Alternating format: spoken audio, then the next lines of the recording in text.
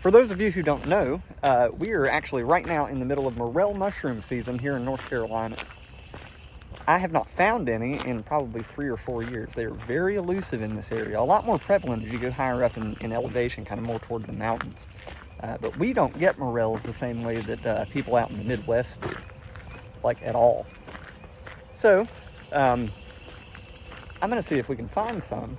I've never found any down here in these woods, but, and I don't even know if there's a patch here. I know of a few patches kind of in the local area, but it's not really close enough for me where I live at now to go check out on a maybe. So I really haven't found any in a few years, but I'll tell you what I know about morel mushroom hunting, at least the species which you're likely to find in this area, and some things that I've noticed. Now, morels, much like chanterelles or truffles or a number of other species, are a mycorrhizal fungi. That means that instead of just feeding on decaying organic material, like a saprophytic species would, these mushrooms actually have to have a symbiotic relationship with a host organism. Generally speaking, that's going to be a tree. I'm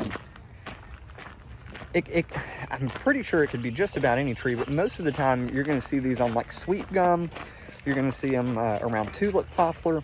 And another thing that I've noticed is you're really going to find these things mostly on like near creek beds in sandy soil. This tends to be the best place to go look for them. So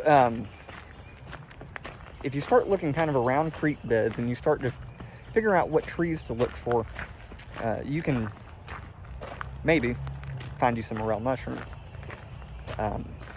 And generally speaking, once you find a patch, they will return at that patch every year until the tree dies or the conditions change. So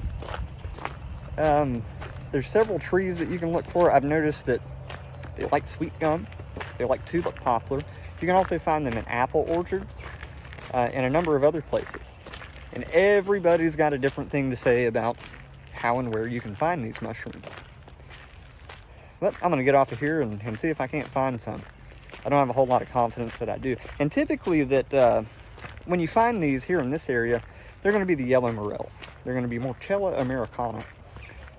So keep your eyes peeled. And the reason why I know about the sweet gum is that if you look at the little sweet gum balls, they have a pattern on them which is almost just like morels. And if you don't look closely, you can miss them very easily. So slow down, look around. You never know what could be found hiding on the ground.